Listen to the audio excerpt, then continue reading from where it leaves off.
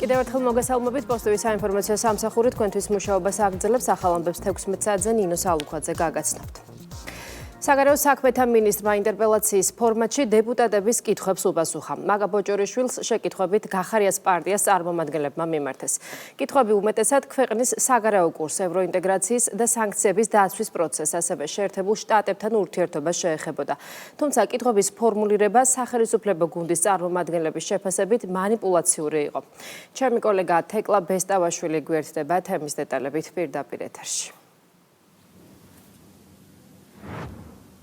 საგარეო საქმეთა მინისტრმა ინტერპელაციის წესით გახარიას პარტიის წევრების მიერ დასმულ შეკითხვებს უპასუხა, სიტყვით გამოსვლის შემდგომ კი დაისვა სხვა შეკითხვებიც შალვა კერესელიძის შეკითხვას ხმაური მოხვა საკანონმდებლო ორგანოში სესიის მიმდინარეობისას, რაზეც მმართველი გუნდის წევრებმა გახარიას პარტიის წარმომადგენელს უპასუხეს, რომ არ უნდა ავრცელებდეს დეზინფორმაციას. მაგა ბოჭორიშვილმა უპასუხა შეკითხვას მმართველი გუნდის წევრების დასანქცირებასთან დაკავშირებითაც და როგორც მან განმარტა, მას შემდგომ რაც არის საუბარი ქართული ოცნების წევრების დასანქცირებასთან დაკავშირებით, მმართველმა გუნდმა არაერთხელ იკითხა, რომ დაესახელებინათ კონკრეტული სახელებით და გვარებით კონკრეტული პირები, თუ ვის გულისხმობდნენ და ვის დასანქცირებას აპირებდნენ, რაზეც მმართველ გუნდს პასუხი არ მიუღია. ქართული მიწის დაცვისთვის ასამართლებთ საქართველოს ყოფილ პრემიერ-მინისტრ გიორგი გახარიას, რითაც გამოუსწორებელ ზიანს აყენებთ საქართველოს სუვერენიტეტს და ჩვენი ქვეყნის რეპუტაციას. კითხვა გვაინტერესებს თქვენ როგორც საქართველოს საგარეო საქმეთა მინისტრი, რა პოზიცია გაგაჩნიათ აღნიშნულ საკითხთან დაკავშირებით? ოდიში მოგიხადეთ ჭირის უპა, იმიტომ რომ ეს სწორი საქციები და ჩვენ მინდა რომ ჩვენი ტერიტორიები დავუმჯობოთ შემორიდებით. 2024 წელს მათ შეაჩერეს ევროინტეგრაციის პროცესი და საბაბად მოიყვანეს ორი კანონი. ერთი გამჭვირვალობის ქართული კანონი და ანტი-LGBT პროპაგანდა კანონი, რომელსაც ბატონი გახარიას პარტია მხარი არ დაუჭირა და ამის მერე ჩვენ ვხედავთ უამრავ დეზინფორმაციას, უამრავ ბრალდებას.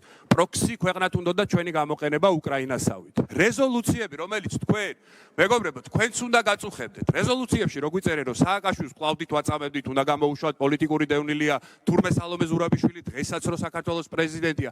ეკო ქართული ოცნების შეურაცხყოფა არ არის, ეკო საქართველოს შეურაცხყოფა არის. ევროპული თავმოყარეობა არ გაგაჩნიათ? თავმოყარე ხელისუფლების პასუხი ამ ყველაფერზე როგორი უნდა იყოს? ზოგიერთი კითხვა და გამეორება კიდევ ერთხელ მოწმობს იმას, რომ შეაყარე კედელს ცერცვი, როდესაც ასანქცირებენ ხელისუფლების წარმომადგენლებს.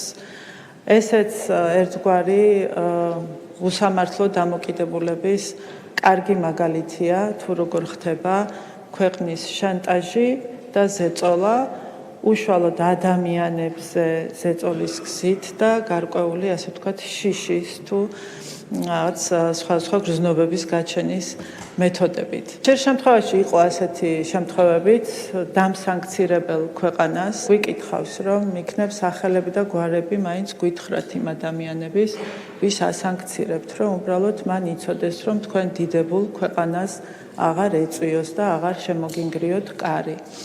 სახელებს და გვარებსაც არ ასახელებენ ხოლმე და უბრალოდ ესე განცხადებად რჩება. ცხადად ჩანს, სად იწერებოდა ეს სანქციები, ისიც ვიცით, შეგიძლიათ შეადაროთ შეთქმებიც კი ერთნაირია სახელების და გვარების დაწერის დროს კიევში დაწერილი სანქციები, როგორ იქნა გადაკოპირებული სხვა ქვეყნების მიერ. სამართლებრივი საკითხების პოლიტიზირება არის ის, რასაც მუდმივად ვამბობ, რომ არ უნდა ხდებოდეს. რაც შეეხება ზოგადად ინციდენტებს და პროვოკაციებს, ამასთან დაკავშირებით მინდა ერთი რამ გითხრათ.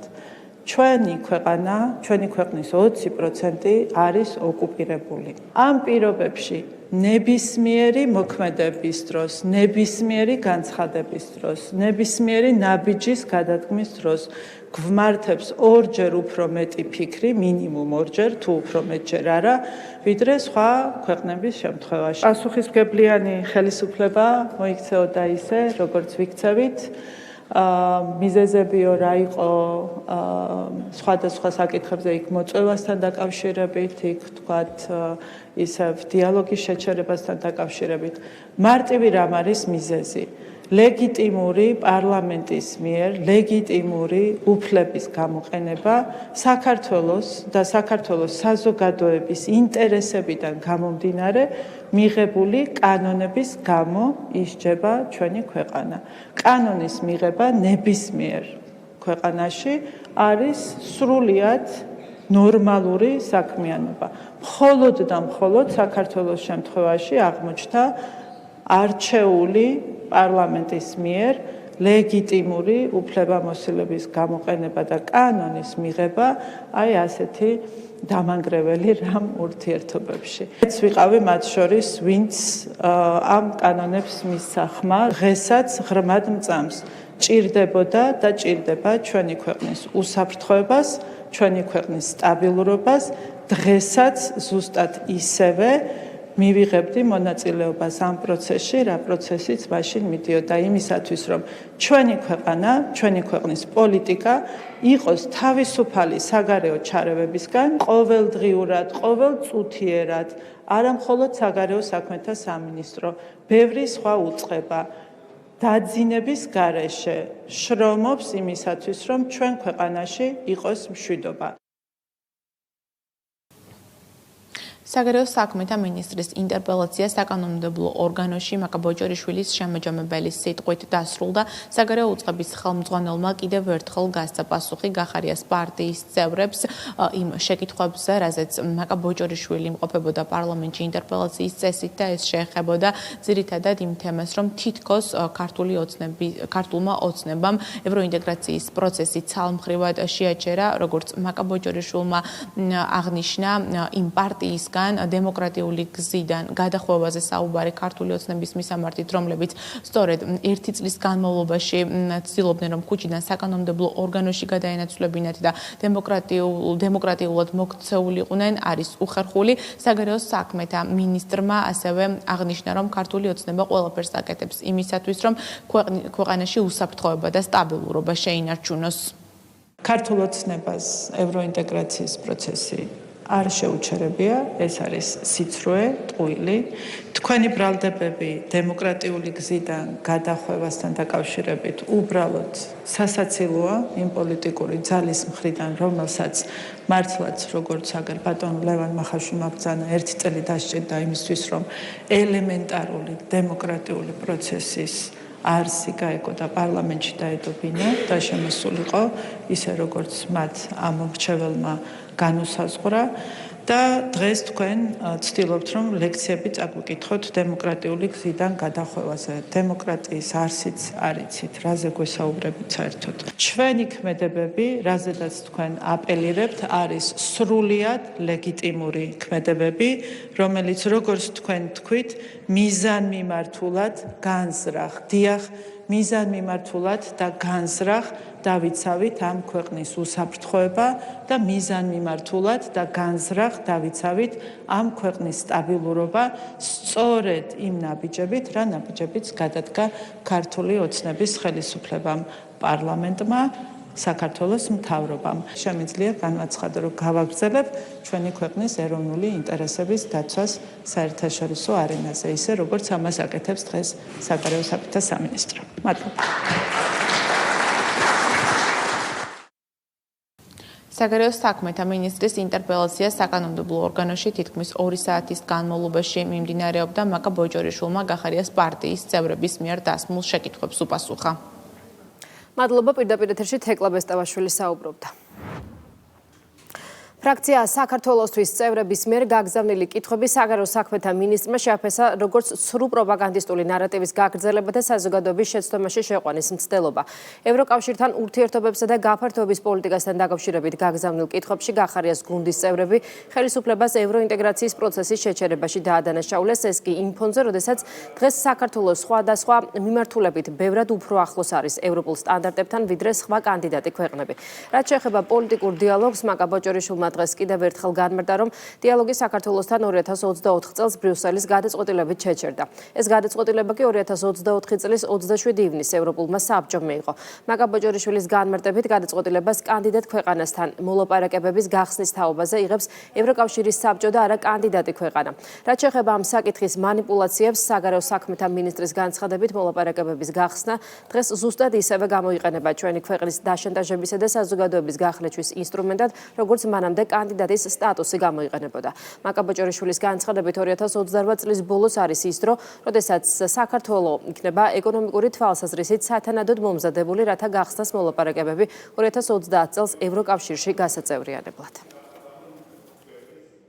ქალბატონო მაკა დღეს თქვენ მოგიწევთ უპასუხოთ ჩვენს მიერ გამოგზავნილ კითხვებს და მოგიწევთ აუხსნათ საქართველოს მოქალაქეებს, რატომ ღალატობთ საქართველოს ისტორიულ არჩევანს და გაქვთ თუ არა დარჩენილი თუნდაც მცირედი რესურსი, ან პოლიტიკური ნება, ან გნებავთ კომპეტენცია, რომ თქვენი მინისტრობის პირობებში საქართველოს შეძლოს და დაუბრუნდეს ევროკავშირში გაწევრიანების გზას. მოხარული ვარ, რომ ქუჩიდან დებატები პარლამენტში დაბრუნდა. თქვენი კითხვების ნაწილი სწორედ იმ პროპაგანდისტული ნარატივის გაგრძელებაა და მცდელობაა, რომ ეს ნარატივი განამტკიცოთ ჩვენს საზოგადოებაში და ეს ნარატივი მხოლოდ და მხოლოდ ხშირ შემთხვევაში სიცრუეს ეფუძნება. ტყუილია თითქოს ქართულმა ოცნებამ ცალმხრივი გადაწყვეტილებით ევროინტეგრაციის პროცესი 2028 წლამდე შეაჩერა. ქართულ ოცნებას ევროინტეგრაციის პროცესი არასდროს შეუჩერებია, პირიქით ქართული ოცნების ხელისუფლების თანმიმდევრული პოლიტიკის შედეგად თამამად შეგვიძლია ვთქვათ, რომ დღეს საქართველოს სხვადასხვა მიმართულებით ბევრად უფრო ახლოს არის ევროპულ სტანდარტებთან, ვიდრე სხვა კანდიდატი ქვეყნები. 2014 წლიდან საქართველოს როგორც ევროკავშირის ასოცირებულმა პარტნიორმა ქვეყანამ სწორედ ქართული ოცნების ხელისუფლების ძალისხმევით ყველა მიმართულებით თვალსაჩინო პროგრესი მიაღწია, რომლის უარყოფაც თავად ძალიან კრიტიკულად განწყობილ ევროპულ ბიუროკრატიასაც კი მოუწია ამ პროგრესის აღიარება 2023 წელს, მაშინ როდესაც წელიწად ნახევრის უსამართლო დაგვიანებით მიანიჭა ჩვენს ქვეყანას კანდიდატის სტატუსი თავისივე ანგარიშების და დასკვნების საფუძველზე. ჩვენთვის და ჩვენი საზოგადოების უდიდესი ნაწილისთვის ცხადია, თუ რას ემსახურებოდა და ემსახურება ეს განცხადებები მუქარა და შანტაჟი საქართველოს ევროპული პერსპექტივის კანდიდატის სტატუსის თუ ევროკავშირში წევრობის შესახებ. ამ საკითხებით მუდმივი манипуლირება მხოლოდ და მხოლოდ აზიანებს ჩვენთვის ასეთ მნიშვნელოვან საკითხს და პროცესს. სწორედ ამიტომ 2024 წლის 28 ნოემბერს საქართველოს ხელისუფლებამ განაცხადა, ციტირებ განცხადებიდან, არავის მივცემთ საშუალებას დაგვტოვონ მუდმივი შანტაჟის და манипуляციის რეჟიმში, რაც ჩვენი ქვეყნის და საზოგადოებისთვის სრულიად შეურაცხყოფელია. შეგახსენებთ, რომ ამავე განცხადებით საქართველოს პრემიერ-მინისტრმა ირაკლი კობახიძემ ცალსახად განაცხადა, რომ ჩვენი სახელმწიფოებრივი ამოცანაა საქართველოს 2030 წელს გახდეს ევროკავშირის წევრი ქვეყანა, რისთვისაც ძალისხმევას არ დავიშურებთ. 2030 წლისთვის საქართველოს ყველა კანდიდატ ქვეყანაზე მეტად იქნება მზად ევროკავშირში გასაწევრიანებლად. აქვე გაკეთდა განმარტება, მოლაპარაკებების გახსნა დღეს ისევე გამოიყენება ჩვენი ქვეყნის დასაშანტაჟებლად და საზოგადოების გახლეჩვის ინსტრუმენტად, როგორც მანამდე კანდიდატის სტატუსი გამოიყენებოდა. თავარი არაა ის, თუ როდოს გავხსნით მოლაპარაკებებს, არამედ ის, თუ როდის დავხურავთ მას. 2028 წლის ბოლო არის ის დრო, როდესაც საქართველოს იქნება ეკონომიკური თვალსაზრისით სათანადოდ მომზადებული, რათა გახსნას მოლაპარაკებები 2030 წელს ევროკავშირში გასაწევრიანებლად. აქვე შეგახსენებთ, რომ გადაწყვეტილებას კანდიდატ ქვეყანასთან მოლაპარაკებების გახსნაზე იღებს ევროკავშირის საბჭო და არა თავად კანდიდატი ქვეყანა. კიდევ ერთხელ ხმამაღლა შეგვიძლია დღეს აქ განვაცხადოთ საქმე შანტაჟის ნაცვლად. ევროკავშირის საბჭოს გადაწყვეტილების მიღებისთანავე მზად ვართ ვაწარმოოთ მოლაპარაკებები ევროკავშირთან, თუმცა ამისთვის საჭიროა მინიმუმ ის, რომ ევროკავშირის ბიუროკრატია დაუბრუნდეს ასოცირების შეთანხმებით ნაკისრი ვალდებულებების შესრულებას და ამავე შეთანხმებით გათვალისწინებული პოლიტიკური დიალოგის წარმოებას საქართველოსთან, რომელიც 2024 წელს შეაჩერა. ცხრანაბიჯის კონტექსტში აუცილებლად უნდა აღინიშნოს, რომ ის ასევე ეხებოდა საქართველოს პარლამენტში ოპოზიციის ჩართულობას. მასში საუბარი იყო არჩევნებზე. შესაბამისად, როდესაც თქვენ ეძებთ ცხრანაბიჯის შესრულებაზე პასუხისმგებლებს, ოპოზიცია არ უნდა გაექცეს თავის წილ პასუხისმგებლობას. არჩევნების არაღიარების უსაფუძვლო პოლიტიკით და ოპოზიციის მიერ დემოკრატიულ პროცესზე უარის თქმით, საფუძველი მიეცა ევროპულ ბიუროკრატიას, ესაუბრა ეგრეთ წოდებულ დემოკრატიულ უკუსვაზე, რის გამოც მაგალითად ქალბატონმა კაია კალასმა 2025 წლის 20 ოქტომბერს საქართველოს არ მიიწვია დაკავშირებადობის შესახებ მინისტერიალზე, სადაც მიწვეული იყო ცენტრალური აზიის 5-ვე სახელმწიფო საგარეო საქმეთა მინისტრი, მიწვეული იყო აზერბაიჯანის, სომხეთის და თურქეთის საგარეო საქმეთა მინისტრები. ევროკავშირის წევრობის კანდიდატის სტატუსის მინიჭებაზე უარი 2022 წლის ივნისში უსამართლო და ტენდენციური რეზოლუციები, პოლიტიკური დიალოგის შეჩერება, საქართველოს იზოლაციის მცდელობები, უვიზო მიმოსვლის შეჩერება დიპლომატიური პასპორტების ფლობელებისთვის. ეს ბრიუსელის მხრიდან საქართველოს მიმართ გადადგმული უსამართლო ნაბიჯებისა და გადაწყვეტილებების არასრული ჩამონათვალია.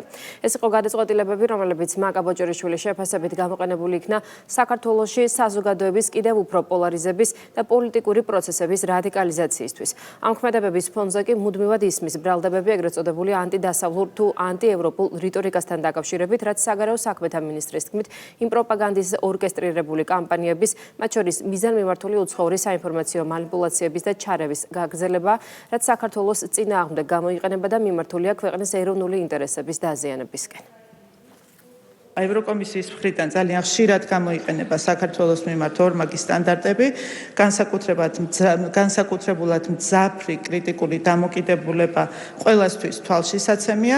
საქართველოს შეფასებაში მაინც თვალნათლივ ჩანს თუ რამდენად წინ არის საქართველოს სხვა კანდიდატ ქვეყნებთან შედარებით ევროკავშირში გაწევრიანების კრიტერიუმების დაკმაყოფილების თვალსაზრისით. სწორედ ამ პროგრესის მიჩქმალვის სურვილით აიხსნება ის ფაქტი, რომ 2025 წელს გაფართოების ანგარიშის მომზადებისას, ეს ის ანგარიშია, რომელიც თქვენ გქონდათ დღეს აქ წარმოდგენილი, ევროკომისიამ უარი თქვა საქართველოს შეფასებაზე ყველა იმ მიმართულებით, რომლითაც შესაძლოა ასახულიყო საქართველოს პროგრესი და სწორედ საქართველოს ასე ვთქვათ, ის მოწინავე პოზიციები, რაც საქართველოს აქვს სხვა კანდიდატ ქვეყნებთან შედარებაში.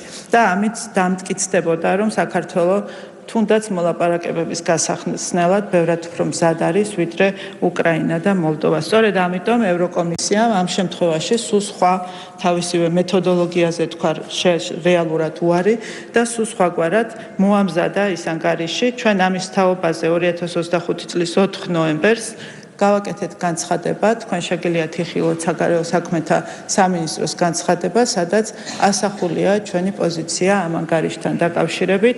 აქვე გაცნობებთ, რომ მომდევნო ანგარიშის მოსამზადებლად ჩვენ უკვე მუშაობთ მასალების წარსადგენად. ჩვენი ქვეყნის გეოპოლიტიკური მდებარეობის, რუსეთის მიერ ჩვენი ორი რეგიონის ოკუპაციიდან გამომდინარე, უსაფრთხოების გამოწვევების გათვალისწინებით, ჩვენ გვმართებს გამორჩეული სიფრთხილე ნებისმიერი პროცესის შეფასების და მით უმეტეს კონკრეტული საგარეო პოლიტიკური ნაბიჯების გადადგმის დროს. ჩვენ ვერასდროს დავუშვებთ, რომ უბრალო სტატისტიკის გაუმჯობესების სურვილით დამატებითი საფრთხე შევუქმნათ ჩვენს ეროვნულ ინტერესებს. შესაბამისად, საქართველოს ვიდრე ის არ გახდება ევროკავშირის სრულფასოვანი წევრი, საქართველოს გაუჭირდება ევროკავშირის საგარეო პოლიტიკასთან სრულ თანხვედრაში ყოფნა. უსამართლო მიდგომებს ამასთან დაკავშირებითაც გქონდათ კითხვები, სამწუხაროდ უკვე იმდენია ასეთი ევროკავშირის ბიუროკრატიის მხრიდან, რომ მათი სრულად ჩამოთვლა ძალიან მძიმე სურათს ქმნის, ამიტომ მე მხოლოდ მსხვილ თემებს შევეხები, რომელიც ყველაზე ნათლად ასახავს საქართველოსთან დამოკიდებულების უსამართლობას. ევროკავშირის წევრობის კანდიდატის სტატუსის მინიჭებაზე უარი 2022 წელს ივნისში, მაშინ როდესაც უკრაინას და მოლდოვას მიენიჭა კანდიდატის სტატუსი იყო უსამართლო. ამ უსამართლო გადაწყვეტილების ერთადერთი შედეგი გახლდათ ის, რომ ეს გამოყენებული იქნა საქართველოში საზოგადოების კიდევ უფრო პოლარიზებისთვის და პოლიტიკური პროცესების რადიკალიზაციის მიზნებისთვის. 2022 წელს არ არსებობდა არანაირი გეოპოლიტიკური თუ პრაქტიკული საფუძველი, რაც გაამართლებდა ამ უსამართლო გადაწყვეტილებას საქართველოსთან მიმართებაში. ევროკავშირის გადაწყვეტილების უსამართლობა მაშინვე რომ ცხადად არ გამოჩენილიყო, ევროკომისიამ 2022 წლის ივნისში არ გამოაქვეყნა თავისივე პროცედურებით გათვალისწინებული ანალიტიკური ანგარიში, რომელსაც პოლიტიკური გადაწყვეტილება უნდა დაფუძნებოდა. ანგარიში გამოქვეყნდა რამდენიმე თვის დაგვიანებით, შეგახსენებთ 2023 წლის 2 თებერვალს, სადაც ამ გადაწყვეტილების უსამართლობა უკვე დოკუმენტურად იქნა წარმოჩენილი და ყველას შეეძლო ენახა თუ რამდენად წინ იყო უარნათქვამი საქართველო უკრაინასთან და მოლდოვასთან შედარებით, რომელსაც მიანიჭეს კანდიდატის სტატუსი. პარლამენტში გრანტების შესახებ კანონის პროექტზე მუშაობა გრძელდება. დეპუტატებმა საკითხზე დღეს მეორე და მესამე მოსმენით მუხლობრივად იმსჯელეს. კანონ პროექტი ტექნიკური ხასიათისაა. სპეკულაციების თავიდან ასაცილებლად დაკონკრეტდება, რომ საქართველოში აკრედიტებული დიპლომატიური წარმომადგენლობის საკონსულო დაწესებულებებისა და საერთაშორისო ორგანიზაციების მიერ გაცემული სახსრები, რომლებიც უშუალოდ დიპლომატიური წარმომადგენლობის საქმიანობას ხმარდება, გრანტად არ ჩაითვლება.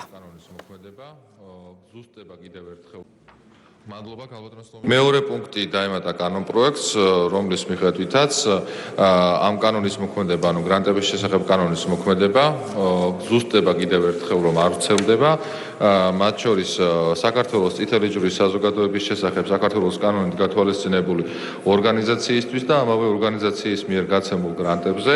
კოლეგებო, კიდევ ერთხელ შეგახსენებთ, რომ აღნიშნულ ორგანიზაციაზე ისედაც არ ვრცელდებოდა კანონი, იმიტომ რომ ცალკე კანონი არსებობს ამისათვის, ამის მარეგულირებელი, მაგრამ ისევ და ისევ მეტი სიცხადისთვის ყველანაირი ინსინუაციების გამოსარიცხად შესაბამისი შავი თეთრ ჩანაწერი ხორციელდება. Კლიანად რომ ვთქვათ, უფრო ტექნიკური ხასიათის დაზუსტება არის, ვიდრე შინაარსობრივი ცვლილება. კიდევ ერთხელ კოლეგებო, მადლობა მხარდაჭერისთვის და გვაქვს მოლოდინი, რომ რა თქმა უნდა სამი მოსმენით დღესვე იქნება მიღებული აღნიშნული ცვლილებები. საზოგადოებრივ აზრზე მანიპულაციის მორიგი მცდელობა ნაციონალური მოძრაობისგან პარტია ამორჩევლის ნდობის მოპოვებას ამჯერად რელიგიური გრძნობებით ცდილობს. თინა ბაკუჩავა ამტკიცებს, რომ ნაცოპოზიციაში უღმერთოები და ურწმუნოები არ არიან, თუმცა იმავე განცხადებაში ეკლესიას მოედანს უწოდებს, რომელიც მშიც მისი თქმით ოპოზიცია უნდა შევიდეს. ბაკუჩავას ფარისევლობაში ამხელს მმართველი გუნდი და ოპოზიციის მიერ წლების განმავლობაში ეკლესიასა და პატრიარქის წინააღმდეგ წარმოებულ კამპანიას ახსენებს. ნაცმოძრაობაში კი თავმჯდომარის მიერ გაჟღერებული ახალი მესიჯ ბოქსი კარგად აითვისეს. პარტიაში აღნიშნავენ, რომ მორწმუნეები არიან და აქტიურად ლოცულობენ.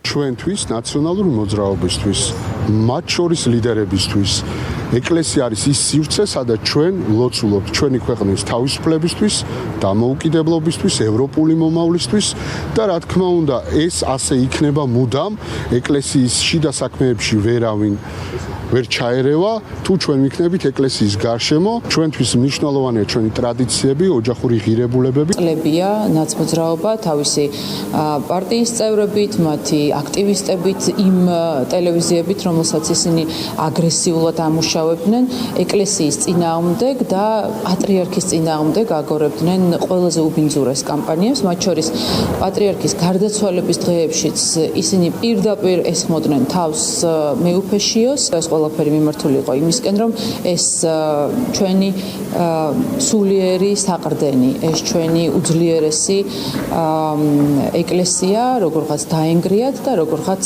არეულობა და დაპირისპირება შეეტანათ ამ ყველაფერში. რა თქმა უნდა, თინა ბოკუჩავა და ძმანი მისნი ეკლესიას მოედნად აღიქვამენ, მოედნად, სადაც მათ სურთ რომ ითამაშონ, ზუსტადაც რომ ითამაშონ. რომელ კანონში მიიღეს მონაწილეობა საერთოდ, რომელიც რაიმე ფორმით იყო დაკავშირებული ტრადიციულ ღირებულებებთან, მათ შორის ეკლესიისთვის მნიშვნელოვან გადაწყვეტილებებთან, საერთოდ სადმე ან საკანონმდებლო დონეზე, ან საზოგადოებრივ ცხოვრებაში, სადმე მოგისმენიათ მათი მხარდაჭერა პირიქით ერთმანეთს ახალისებენ, როდესაც ხატებს საღებავებს ესვრიან და კრემლის აგენტებს ეძახიან უმაღლესი იერარქიის რელიგიურ პირებს და ასე შემდგომ. პირდაპირ ნათლავენ კრემლის გაგრძელებად ქართულ მართლმადიდებელ ეკლესიას. ამიტომ რა მორწმუნეობაზეა საუბარი? საზოგადოებამ კარგად იცის და უწყის და ახსოვს. რა შეტევა ხორციელდებოდა ჩვენს მეუფეებზე, რაღა შორს წავიდეთ ილია მეორესა. რა სისაძაგლებს იძახდნენ. ჩვენს მართლმადიდებლობას, ჩვენს ეკლესიაზე. მათი ლიდერი არ იყო, რომ ჩამოსული მიტინგებს რო გვიწყობდა აქ როთი, რომ თურმე მართლმადიდებლობა ეს მუხრუჭი არის ახალგაზრდებისთვის. მაშინ რომელიმე ხმა მოიღო? ეხლა დაგჭირდათ ეკლესია. ამიტომაც არის, რომ თქვენთვის ეკლესია, მართლმადიდებლობა ბევრისთვის, მოდი ასე ვიტყვი, ალბათ ეს არის უფრო პოლიტიკური რაღაც ასპარეზზე წარმატების მიღწევის საშუალება. პარლამენტის თავმჯდომარე ვიზიტით თურქეთის რესპუბლიკაში იმყოფება. საქართველოს დელეგაცია შალო პაპუაშვილის ხელმძღვანელობით სტამბოლში დაგეგმილ საპარლამენტთა შორისო კავშირის 152 ასამბლეის სხდომაში მიიღებს მონაწილეობას. ასამბლეა სტამბოლში დღეს იხსნება, ღონისძიებაში 2500-ზე მეტი სტუმარი მონაწილეობს. ასამბლეის მონაწილეებს სიტყვით მიმართავს საქართველოს პარლამენტის თავმჯდომარე, დაგეგმილია შალო პაპუაშვილის არაერთი პირისპირ შეხვედრა. ჩვენ ამ პლატფორმას გამოვიყენებთ როგორც ორმხრივი საპარლამენტო ურთიერთობების განსავითარებლად, ასევე ამ ქვეყნებთან ჩვენი ეკონომიკური სავაჭრო პარტნიორობის განსავითარებლად, ჩვენი არაღიარების პოლიტიკის გასაგრძელებლად და რა თქმა უნდა ჩვენი გზავნილები იქნება ჩვენის ქვეყანაში მიმდინარე რეფორმების შესახებ, იმ წარმატებული რეფორმების შესახებ სრულიად ასამბლეას მოახსენებს ბატონი პარლამენტის თავმჯდომარე, მას ექნება გამოსვლა. ჩვენ გვექნება შეხვედრები ასევე ახლო აღმოსავლეთის ქვეყნების პარლამენტის თავმჯდომარეებთან და რა თქმა უნდა აქ საუბრის მთავარი თემა იქნება ირანთან მიმდინარე კონფლიქტი და რა ასე ვთქვათ გამოწვევის წინაშე დგანან არა მხოლოდ ეს ქვეყნები, არამედ მთლიანად მთელი რეგიონი. ჩვენ გვექნება შეხვედრა ევროპული ქვეყნების პარლამენტების თავმჯდომარეებთან და იქ საუბარი იქნება რა თქმა უნდა საქართველოს ევროკავშირის ურთიერთობების ზოგად ჩარჩოზე გვექნება შეხვედრა კანდიდატი ქვეყნების პარლამენტის თავმჯდომარეებთან და იქ ერთმანეთს გაუზიარებთ გამოცდილებას თუ როგორ მიდის ეს პროცესი თითოეულ კანდიდატ ქვეყანაში. იუსტიციის მინისტრი ამერიკის შეერთებულ შტატებში იმყოფება. პატასალია ნიუ-იორკში გაეროს საჯარო ადმინისტრირების ექსპერტთა კომიტეტის 25 სესიაზე სიტყვით გამოვიდა საქართველოს მიერ საჯარო სერვისების სფეროში განხორციელებულ რეფორმებზე ისაუბრებს. დაგეგმილია ორმხრივი შეხვედრები გაეროს გენერალური მდივნის მოადგილეებთან. მინისტრი ასევე შეხვდება ორგანიზაციის სხვა მაღალი დონის წარმომადგენლებს. კომიტეტის ფარგლებში შესაძლებლობა გვექნება სიტყვით მიმართო კომიტეტის წევრებს, გაეროს წარმომადგენლებს და ვისაუბრო იმ რეფორმების თაობაზე, რომელიც განხორციელდა საქართველოს საჯარო ადმინისტრირების სფეროში, მათ შორის სახელმწიფო სერვისების მიწოდებისას, ციფრული ტექნოლოგიებისა და ინოვაციების გამოყენების თაობაზე და რაც მთავარია ვისაუბროთ იმ ფორუმის შესახებ, რომელიც ჩატარდება საქართველოში, კერძოდ კი ქალაქ თბილისში 2026 წლის 23-25 ივნისს. ვიზიტის ფარგლებში ჩვენ ასევე გვექნება ორმხრივი შეხვედრები გაეროს გენერალურ მდივნის მოადგილესთან და ასევე სხვა ხელმძღვანელ პირებთან. გარემოს დაცვისა და სოფლის მეურნეობის მინისტრმა დავით სონღულაშვილმა იტალიაში სამუშაო ვიზიტის ფარგლებში იტალიელ და სერბ კოლეგა მინისტრებთან სამუშაო შეხვედრები გამართა. იტალიის სოფლის მეურნეობის, სურსათის სუვერენიტეტისა და სატყეო მეურნეობის მინისტრთან გამართულ შეხვედრაზე ყურადღება აგროსასურსათო პროდუქციის წარმოების ერთობლივი სამეცნიერო კვლევითი და სასწავლო პროექტების საკითხებზე გამახვილდა. სერბეთის რესპუბლიკის სოფლის მეურნეობის, სატყეო და წყლის მართვის მინისტრთან გამართულ შეხვედრაზე კი აღინიშნა, რომ ქვეყნებს შორის არსებობს თანამშრომლობის პოტენციალი ხარისხის სტანდარტების და სერტიფიცირების სისტემების დანერგვის გამოცდილების გაზიარების მიმართულებებით.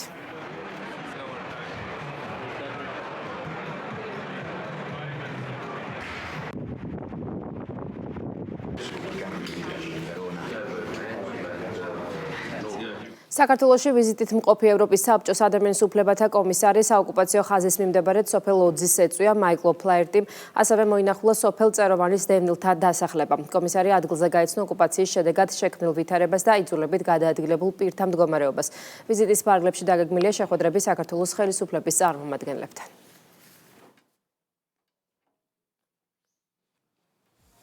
ახალი ამბები 4 საათით დასრულებულია, მეგებრშობებით ნახვამდის.